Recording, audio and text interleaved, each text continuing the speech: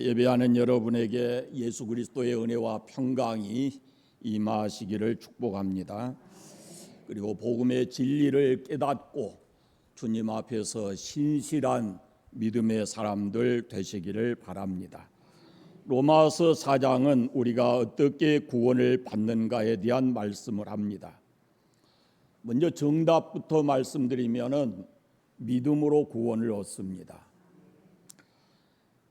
우리가 무엇을 지키고 행해서 구원을 얻는 것이 아니다라는 말씀입니다. 오늘 본문에 싹시라고 하는 말이 나옵니다. 일을 하고 보수로 받는 것입니다. 그리고 은혜라는 말이 나옵니다. 받을 자격이 없는데 주시는 은총입니다. 우리 가까운 곳에 제7일 안식교회가 있습니다.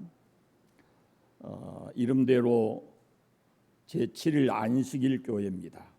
금요일 일몰부터 토요일 일몰까지 그것이 지키는 것이 구원의 조건이다라고 말을 합니다.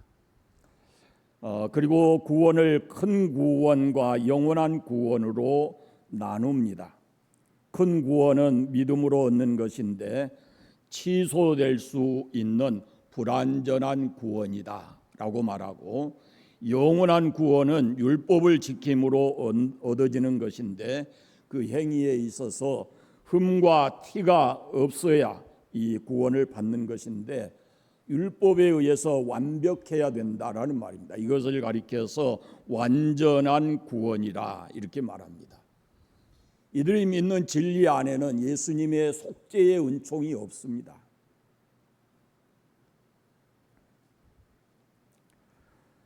그러나 안식일을 지켜야 구원을 받는 것이 아닙니다. 무엇을 먹고 안 먹고가 구원의 조건이 아닙니다.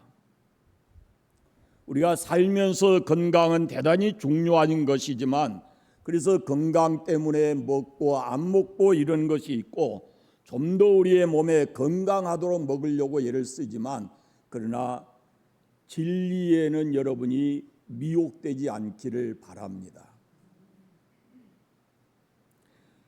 우리가 이것을 분명히 알아야 됩니다. 우리는 믿음으로 구원을 얻습니다. 무엇을 지킴으로, 무엇을 행함으로, 무엇을 하고 안 하고, 무엇을 먹고 안 먹고가 우리의 구원의 조건이 아닙니다. 오직 믿음으로 구원을 얻습니다. 오늘 이 로마서 4장에 보면은 앞뒤에 오늘 말씀에는 다윗이 나오고 앞뒤에 아브라함이라는 사람이 나옵니다. 사도 바울이 믿음으로 구원 얻는다라는 사실을 설명하기 위해서 이 두 사람을 예로 들고 있습니다. 먼저 아브라함을 들어 설명을 합니다. 아브라함이 믿음으로 구원을 받았다라는 것을 말씀하고 있습니다. 아브라함이 하나의 표본이다라는 그런 말씀입니다. 유대인들은 이 아브라함을 자기 민족의 조상으로 생각을 합니다. 자기들이 아브라함의 후손이라는 것을 자랑합니다. 그리고 그들은 아브라함을 하나님 앞에 완전한 자로 생각을 했습니다. 아브라함처럼 하나님께 복받은 자가 없다라고 생각을 합니다.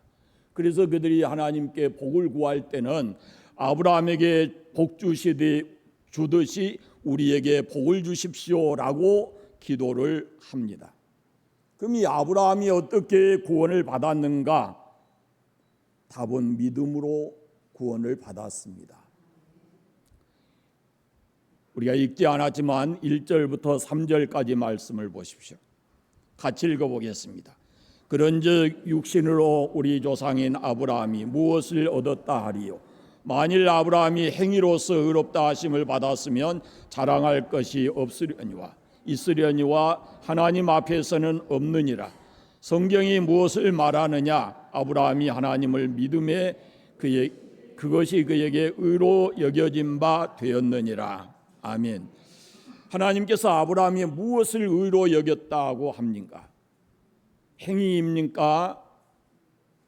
만약에 행위였다면 아브라함이 자랑할 것이 있었을 거라고 합니다. 그러나 하나님 앞에서 자랑할 것이 없다고 분명하게 말씀합니다.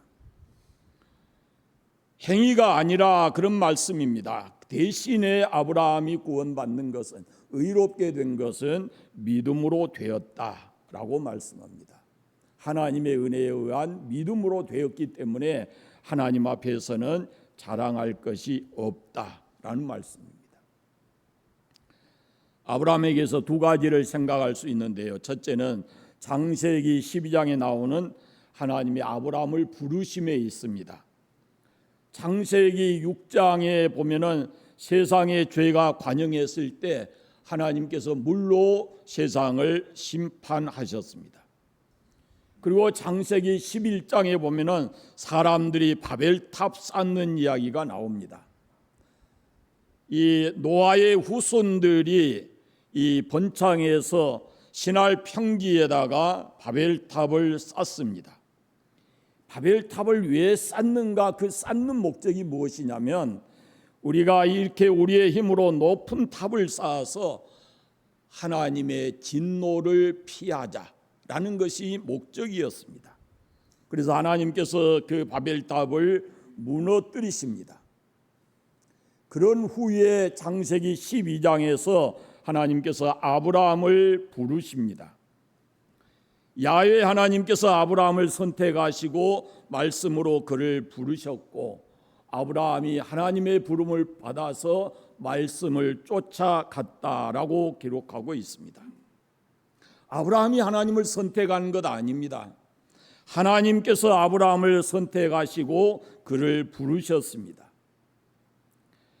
아브라함을 택하시고 부르신 것은 전적으로 하나님의 은총이었습니다. 하나님의 부르심에 아브라함이 응답한 것이 바로 믿음입니다. 하나님께서 부르실 때 아브라함이 그 말씀을 쫓아간 것이 바로 믿음인 것입니다. 여러분, 우리가 이걸 잊지 않아야 됩니다. 우리의 구원이 어디서부터 시작되는가? 나를 택하신 하나님의 부르심에서 시작이 되는 겁니다. 하나님의 은혜로부터 우리의 구원이 시작된다라는 겁니다. 잘나서 선한 일을 많이 행해서 그런 것이 구원의 조건이 아니라는 것입니다. 만약에 그것이 구원의 조건이면 자랑할 수 있겠지요. 그러나 하나님의 구원의 은혜로 구원을 받았다면은 자랑할 것이 없고 그 은혜에 대한 감사와 찬송이 있을 뿐인 것입니다. 나 같은 죄인 살리신 주 은혜 놀라와 이렇던 생명 찾았고 강명을 얻었네. 하나님의 부르심으로 인해서 우리의 구원의 시작이 되었습니다. 하나님께서 아브라함을 부르셨을 때 이렇게 말씀하십니다. 내가 너로 큰 민족을 이루겠다라고 약속을 합니다. 그런데 아브라함에게는 자식이 없습니다. 고민하다가 아브라함이 자기 종 엘리에셀을 상속자로 삼으려고 했습니다. 그때 하나님께서 아브라함을 부르시고 다시 그에게 나타나셔서 네 몸에서 날 자가 내 후손이 되리라 말씀하시고 그를 밖으로 데리고 나가서 하늘의 별을 보여주시면서 네 자손이 이와 같으리라 라고 말씀합니다. 그때 아브라함의 나이가 80이었습니다. 하나님께서 여러분에게 이런 말씀을 하신다면 여러분은 그 말씀에 예, 아멘 하고 받아들이시겠습니까? 그런데 아브라함은 믿었습니다. 창세기 15장에 보면은 아브라함이 여호와를 믿으니 여호와께서 이를 그의 의로 여기시고라고 말씀합니다. 아브라함이 자기 행위로 구원받는 것이 아닙니다. 그래서 자랑할 것이 없습니다. 자기 행위로 구원을 받았다면 사람들로부터 마땅히 칭찬을 받아야 했을 겁니다. 그러나 하나님 앞에서 없다고 말씀합니다. 왜? 행위로 구원을 얻는 것이 아니고 하나님의 은혜로 구원을 받았기 때문에 그렇습니다. 하나님의 택하심과 부르심에 아브라함이 믿음으로 응답해서 그 말씀을 쫓아갔기 때문에 거기로부터 구원이 시작된 것입니다. 믿음의 조상 아브라함을 생각하면 두 가지를 생각할 수 있습니다. 그 첫째가 갈대아 우리에서 평안하게 살고 있는 그에게 어느 날 갑자기 하나님께서 나타나셔서 너는 고향과 친척과 아비집을 떠나라 라고 말씀합니다. 그리고 내가 너에게 지시할 땅으로 가라 라고 말씀하십니다. 그런데 성경에 보면은 창세기 12장 4절에 아브라함이 여호와의 말씀을 쫓아갔고 라고 기록하고 있습니다. 생각해 보십시오. 이건 마치 아브라함에게 있어서는 모든 것을 포기하고 자기를 완전히 내려놓는, 그래서 새로운 시작을 하는 그런 결단입니다.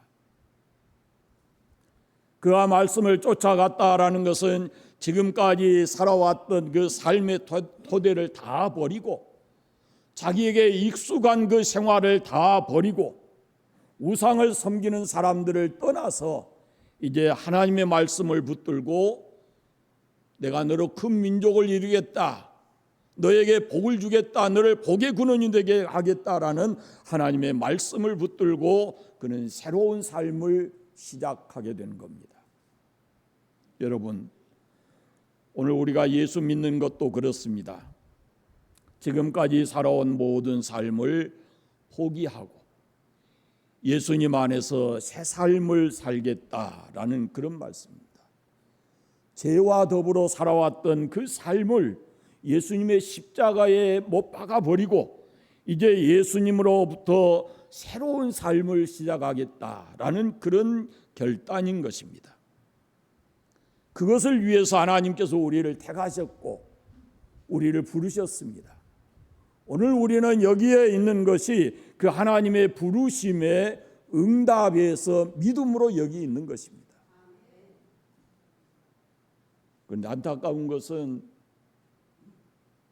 예수를 믿으면서도 옛날 삶을 포기하지 못하고 옛날 생각을 버리지 못하고 여전히 입으로는 예수를 말하면서 그 생활이 변화되지 않는 그런 안타까운 모습이 오늘 현대 그리스도인들에게서 볼 수가 있습니다. 아브라함을 생각하면 또 하나는 이미 죽은 것 같은 자기 몸에서 후손이 날 것이라 했을 때 그것을 믿었다라는 말씀입니다. 이것을 학자들은 부활 신앙을 가진 것이다 라고 해석하는 사람도 있습니다. 나는 못하지만 하나님께는 불가능이 없다고 믿는 신앙입니다. 80이 넘은 사람이 어떻게 자식을 낳겠습니까? 어떻게 설명할 수 있겠습니까? 그러나 아브라함은 그걸 믿었다라는 겁니다. 우리는 예수님의 부활을 믿습니다. 부활을 어떻게 설명하겠습니까? 그럼에도 불구하고 우리는 우리의 이성이나 경험을 통해서는 부활이 쉽게 믿어지지 않지만 그 일을 하실 분이 하나님이시기 때문에 우리는 부활의 신앙을 가지고 예수 그리스도를 믿는 것입니다. 아브라함의 신앙을 보면은 하나님의 부르심과 택하심과 부르심에 응답합니다. 말씀을 쫓아갔습니다.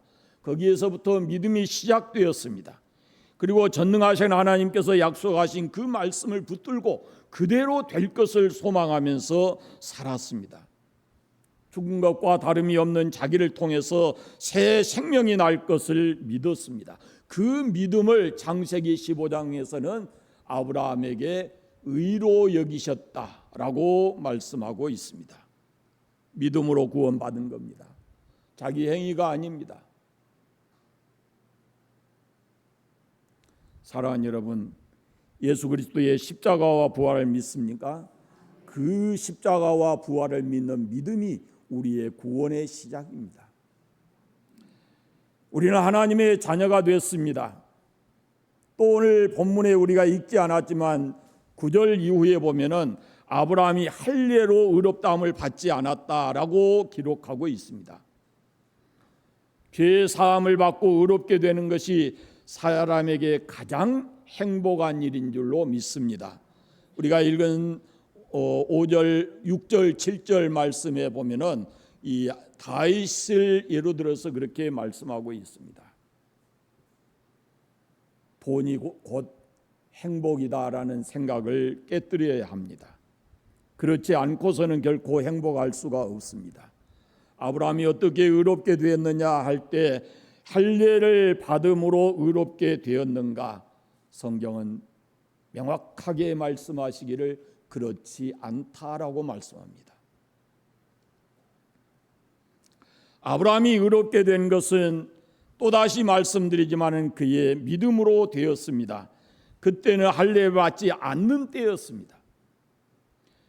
할례라는 것은 그 일이 있고 난 14년 후에 하나님께서 아브라함에게 명하신 그런 것입니다. 다시 말씀드리면 이는 믿음으로 된 의를 할례로 인친 것이다 라고 성경은 말씀하고 있습니다. 9절 말씀해 보시면 아브라함에게는 그의 믿음이 의로 여겨졌다 하노라. 10절 말씀해 보시면 그런즉 그것이 어떻게 여겨졌느냐? 할례시냐 무할례시냐? 할례시가 아니라 무할례시니라 라고 말합니다. 이 아브라함이 의롭게 된 것은 할례와 무관하다라는 말씀입니다. 할례와 상관이 없습니다. 할례를 받았으니 구원을 받은 것이다 아닙니다. 이건 잘못된 생각입니다. 할례는 믿음을 가진 사람에게 그 믿음을 인정해 주는 하나의 의식이고 표시에 지나지 않습니다. 갈라디아서 5장에 보면 그리스도 예수 안에서는 할례나 무할례가 효력이 없으되 사람으로서 사랑으로서 역사하는 믿음뿐이다라고 말씀을 합니다. 할례 받았느냐 안 받았느냐 그게 중요한 게 아니라는 겁니다. 믿음이 중요한 것이죠. 구약 시대의 할례는 오늘 우리 시대의 세례와 같은 의미를 가지고 있습니다. 세례가 구원의 조건이 아닙니다. 사실 세례는 죄 사함을 받는 사람들이 받는 것입니다. 예수님의 십자가의 죽으심이 나의 죄 때문이다라는 것을 믿는 사람에게 세례를 베푸는 것입니다. 죄 사함의 표입니다. 의식입니다. 죄를 용서받기 위해서 세례를 받는 것이 아니고 믿음으로 십자가에 죽으신 예수 그리스도의 피 흘리심과 그 죽음의 속죄의 은총을 믿는 사람이 바로 세례를 받는 것이다 라는 겁니다. 우리가 하나님 앞에 의롭게 되는 것은 행위로 아니고 세례 받음으로 되는 것이 아니고 그를 믿는 믿음으로 되어진다라는 그런 말씀입니다. 그래서 세례 받는 것 이것은 교회의 질서이기 때문에 때가 되면 받아야 되지만 세례 받는 것 자랑할 거 아닙니다. 세례 받는 지 오래되었다라는 것도 결코 중요하지를 않습니다. 십자가에 죽으신 예수님이 그 피 흘리심이 나의 죄 때문이다라는 것을 확실하게 믿는 그 믿음이 중요한 것입니다.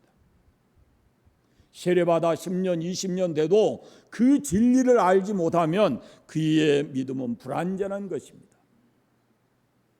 그래서 우리가 예수 믿음으로 구원받는다라는 것을 잊지 않아야 합니다.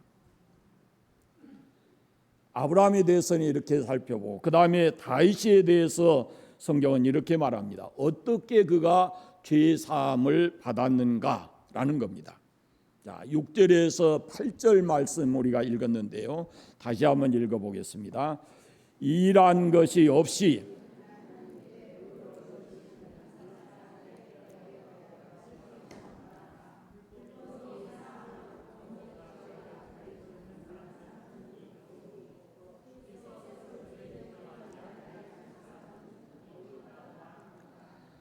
다윗은 훌륭한 왕입니다.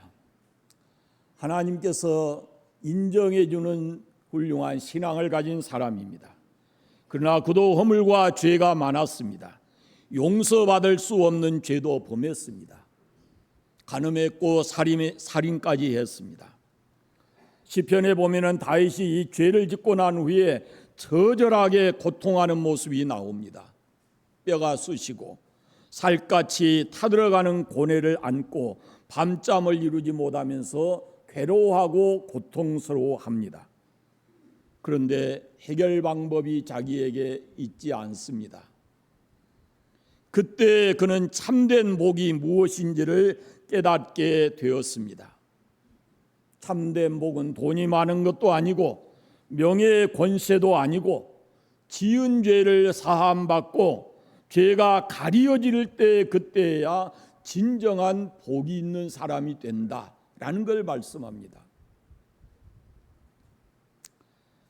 그런데 혼자 아무리 몸부림치고 밤을 새워 울고 괴로워해도 아무 소용이 없습니다. 하나님께서 자기가 지은 죄를 용서해 주어야만 한다라는 것을 알게 됩니다. 그래서 하나님께 그렇게 기도합니다.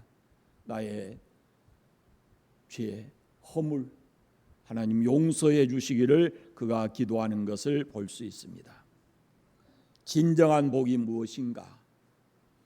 여러분은 어디에 인생의 목표를 두고 어떻게 해야 진정하게 내가 행복하게 살아갈 수 있을 것인가 라는 생각을 하고 사십니까? 인생의 진정한 행복은 죄를 사함받을 때에 비로소 행복한 인생이 되는 것입니다. 다윗이 고백하기를 불법의 사하심을 받고 그 죄가 가리어짐을 받는 사람은 복이 있고 주께서 그 죄를 인정하지 아니하실 사람은 복이 있다 그랬습니다. 또 말씀드리지만 사탄은 끊임없이 우리의 숨겨진 죄악들을 다 들추어내고 그걸 정죄합니다. 그러나 하나님께서는 우리의 죄를 덮어주십니다. 덮어주시는데 선 과제가 무엇이냐면은 예수 그리스도의 피로 우리를 깨끗하게 씻어서 죄가 없는 것처럼 완벽하게 덮어주십니다. 동이서에서 먼 것처럼 우리의 죄과를 저 깊은 바닷물 속에 깊이 던져버리시는 것처럼 우리를 주 앞에서 깨끗하게 해주시는 겁니다. 그래서 우리가 이 죄 사함의 축복을 누리고 살아가기 위해서 인류의 죄를 위해서 피 흘려 죽으신 십자가에 죽으신 예수 그리스도를 믿어야 우리가 죄 사함을 받게 되는 것입니다. 두 가지를 생각하십시오. 정말 복된 사람이 누구일까? 오늘 우리에게 답을 주십니다. 죄를 사함받는 사람이 복된 사람이다. 그러면은 또 하나 생각하셔야 됩니다. 나는 누군가? 나는 예수 그리스도의 피 흘리심으로 인해서 죄 사함을 받은 사람인가? 이 문제가 해결이 돼야 우리가 이 땅을 살아가면서 행복한 삶을 살아가게 되는 것이죠. 아브라함을 보든 다윗을 보든 구원의 방법은 하나입니다. 오직 믿음으로 구원을 얻게 되는 것입니다. 믿음으로 하나님 앞에 의롭게 되는 겁니다. 행위 아닙니다. 선행 아닙니다. 우리가 십자가에 달린 예수 그리스도를 확실하게 나의 주로 믿으면 우리는 그 믿음으로 인해서 의롭다 함을 받습니다. 저는 로마서를 참 많이 읽고 묵상하고 했습니다. 근데 로마서 4장에 와서 읽을 때마다 가슴이 뭉클하고 눈에 눈물 고이는 구절이 있습니다. 4절 5절입니다. 같이 읽어보겠습니다. 일하는 자에게는 그 삭시 은혜로 여겨지지 아니하고 보수로 여겨지거니와 일 아니할지라도 경건하지 아니한 자를 의롭다 하시는 일을 믿는 자에게는 그 믿음의 의로 여기시나니. 아멘. 일을 하고 받는 것이 삭시입니다. 그건 정당한 대가입니다. 그러나 아무 일도 하지 않고 이 보수를 받는다면은 그것은 선물일 겁니다. 세상에서는 일한 만큼 보수를 받습니다. 일을 하지 않았는데 보수를 받는다 그러면은 그게 얼마나 감사하겠습니까? 내가 일한 만큼이 아니라 더 그보다 더 큰 것을 받았다면은, 보수를 받았다면은 그것은 분명히 주인이 거저 주시는 것이고 그것은 우리에게 있어서는 은혜인 것입니다. 여러분, 하나님 앞에서 우리가 의롭다함을 받는 것은 삭시 아니라 은혜입니다. 사실 우리가 한 일이 뭡니까? 우리가 한 일은 죄입니다. 죄 짓는 일입니다. 그러면 그 죄 짓는 일의 삭시 뭐겠습니까? 사망입니다. 영원한 멸망입니다. 그런데 자격이 없는 우리들이 십자가의 보혈의 은총으로 죄의 사함을 받고 죄가 가리어짐을 받는 그것은 하나님의 은혜라는 것입니다. 여기 앉아있는 우리 모두가 다 거기에 해당합니다. 우리가 지은 죄에 대한 값은 영원한 멸망이고 사망이지만 마땅히 우리가 그 멸망받아야 될 사람들이지만 자격이 없는데 하나님께서 우리에게 죄를 사함해 주시고 우리 죄를 가리어 주시는 것은, 그래서 우리를 의롭다 하시는 것은 바로 하나님의 은혜라는 말씀입니다. 우리는 하나님의 은혜가 아니면 절대로 구원받을 수 없습니다. 우리가 지은 것이 죄고 그 죄의 삭시 사망이기 때문에 그렇습니다. 하나님 우리가 무엇을 했는가라고 묻지 않으십니다. 다만 우리가 십자가에 피 흘려 죽으신 예수 그리스도를 믿었는가라는 것을 보십니다. 그 믿음을 가질 때 하나님께서 우리를 의롭다 인정해 주시는 겁니다. 여러분, 선을 행한다고 죄가 가벼워지지 않습니다. 오랫동안 교회 다닌다 그래서 죄가 결코 없어지지 않습니다. 이제 이 교회에 나왔어도 십자가에 달린 예수님이 나의 죄 때문에 피 흘리고 그 십자가에 죽었다라는 것을 믿는 사람에게 하나님께서 구원의 은혜를 주시는 겁니다.